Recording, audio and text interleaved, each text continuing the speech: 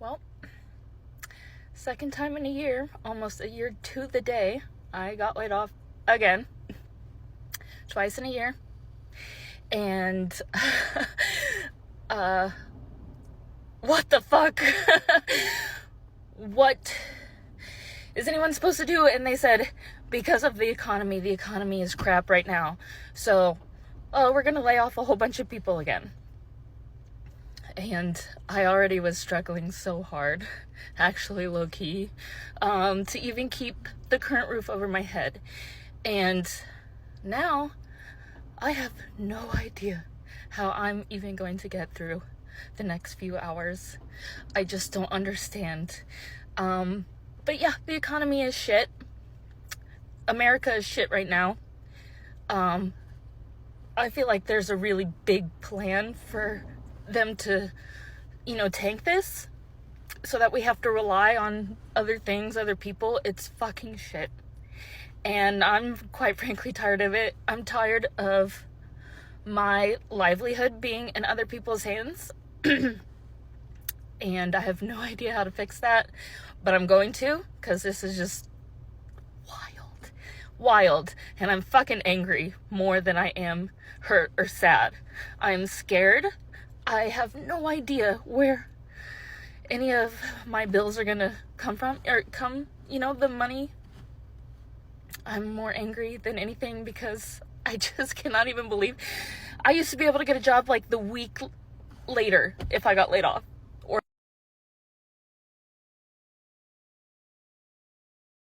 So I have no idea what's gonna happen. And I was really hoping at one point I would make money on TikTok, and I still only have 1,500 followers or whatever.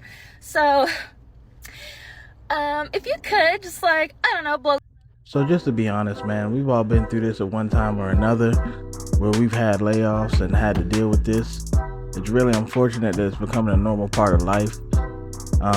There's so many things tied into a layoff: your car note, your mortgage, your children's, your own expenses.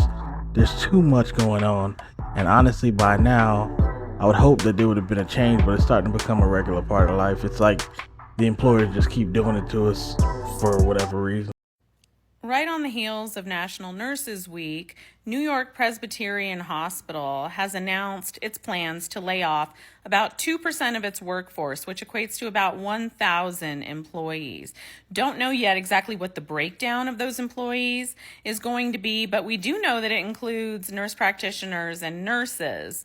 They are allegedly laying off all of their nurse practitioners except the ones that were hired before 2010, and have allegedly already laid off 50 RNs from the Columbia campus, from what I'm told.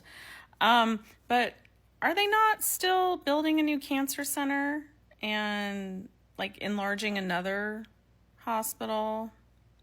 But they're citing financial difficulties. Why? Why are they having financial difficulties? That's a great question. I'm glad you asked.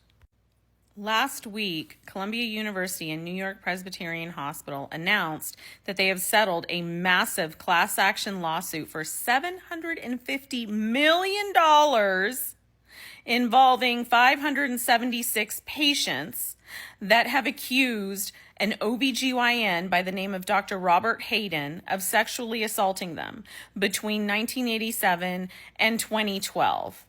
But wait, it gets worse. According to federal investigators, Columbia University knew about this for years and years and continued to allow the OBGYN to work for years as patients continued to come forward. Finally, in 2020, federal investigators began investigating, and they have alleged that Columbia University failed to inform the DA when more patients continued to come forward and that they withheld evidence. And to date, as far as anyone knows, no one with Columbia University and New York Presbyterian, none of the employees there have been terminated or resigned in the wake of this. He was finally sentenced in 2023 to 20 years in federal prison, thank goodness. But Columbia University, they have not had to admit any fault whatsoever.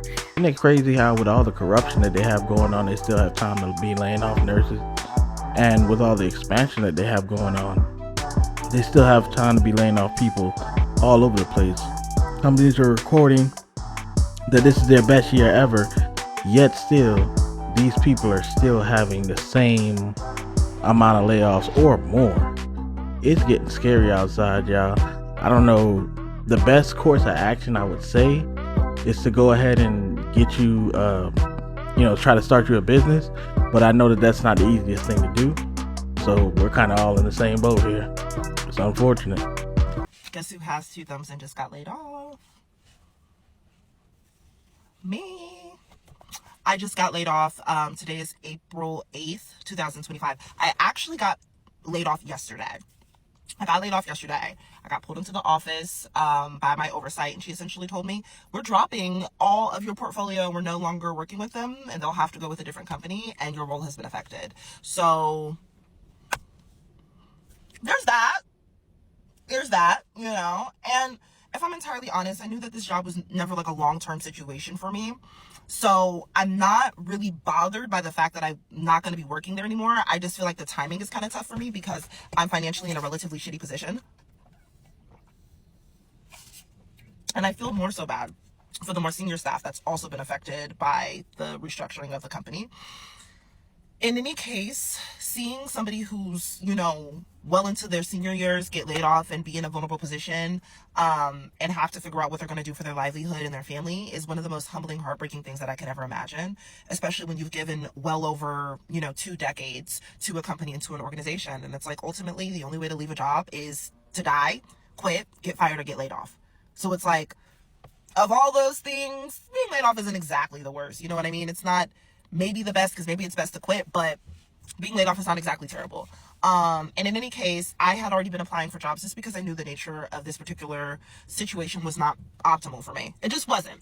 So now I am reevaluating life because I really don't like the standard 9-to-5 culture. I don't like going into an office Monday through Friday. I don't like being in a setting and I'm not able to be mobile and I have to just be so constricted and tied down to these specific things. I'm not a fan of that. I do like the idea of working with a team that's collaborative, that I'm able to kind of bounce ideas off of and learn from and, contribute my ideas and my creativity and my strategy to things. It sounds like I'm trying to interview, but I'm not. I'm just being honest. Like, this is the type of space I like to be in. I do enjoy those things, but it's like, I don't feel like we need to be in a traditional office setting to do that. I think that there's a lot of benefit to having a remote aspect to what you do and a freedom to what you do. And for me, as a Black American woman, African American woman, I should say, as an African, I should say, clock that. I just feel that being in corporate America is a little bit difficult for me, especially when you have to get into the politics, because there's all these weird ways in which, who your identity is and who you show up as and the things that you say, like, you're inherently, as a Black person, a Black woman in the office, your mere existence is inherently political. Like, there's no way to get around that. So you're either in an environment where you're able to assimilate and do what you need to do to make the people around you feel comfortable, or you are sacrificing like elements of who you are and your culture and your identity and your informed experience in effort to help someone else. And while I was there, I had the vision for this page that you're watching now.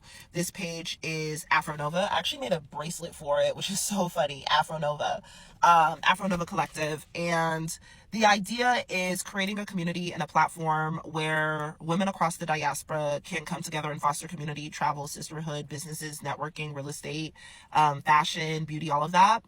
But furthermore, me documenting my story and my journey as an African American woman who is living in America and wanting to escape and get closer to my culture, my roots, my origins, because there's something about being in corporate America and not knowing your history or lineage beyond being an American. Like, I have no ties. I have no cultural connection to anything outside of these American states. My grandfather, if I were to ask my grandfather where he's from, he would tell me Mobile, Alabama. And I'm talking about on my maternal side. If I were to ask my maternal grandmother where she was from, she would say Texas. I don't know what, specific part of Texas, but Texas. If I were to ask my paternal side, I'd get New Orleans. I'd get some of some of my family doesn't know their history behind, literally, I kid you not, Vallejo, California. Like, I cannot make this up. And I think so much of my desire, like me moving to New York was awesome in a lot of ways, because it internationalized me and it gave me a broader sense of the world, and it kind of took the wool from over my eyes in the sense of there's so much more to this world and there's so much more to life than me just staying in America. I've met people from Burkina Faso, Mali, Madagascar, Sudan. I have Haiti, the DR, Puerto Rico, Panama, Guyana. I've met people from all over the world. And it has given me so much perspective. And whenever I meet them, I have this internal feeling of like, you left where you came from to come here in hopes that, you're able to build something and potentially be of help back in your country of origin. And all I can think when I'm here is like the game of trying to level up. And I need you guys to really listen on this part.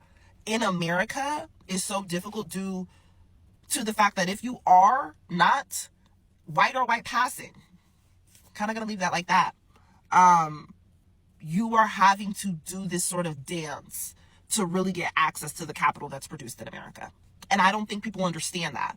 I don't think a lot of people understand that when they're first moving to America. And unless you have, no, I will say it's a situation where there is a difference and there is a caveat. If you have family that is already in America and they have a booming business going and, there's something where you can come and get a piece of the pie or you're able to build something, that's awesome. But right now, it's not looking too good. And I just have had this desire to leave. And I think that's where Afro Nova is like really bred, because Afro, that's, the part of the Corporate America is a trip, man. I'm gonna be honest with you. It's crazy how 2020 came around. They could make up so many roles and bring everybody in. And now all of a sudden, everybody has to go because their role was never necessary, and they're getting rid of these type of managers and not those type of managers, and these people who've had longevity in the business. It's insane what they're doing to people. And, quite frankly, anybody who's never been through a layoff, it's almost like losing a person in real life. It's insane. There's a lot that goes into it. Regardless though, you guys, if you guys enjoyed the video, please give me a thumbs up, hit the subscribe button, road to 200. This is my first time at a video like this, so let me know in the comments how I did, and we'll see you next time. Thanks for watching.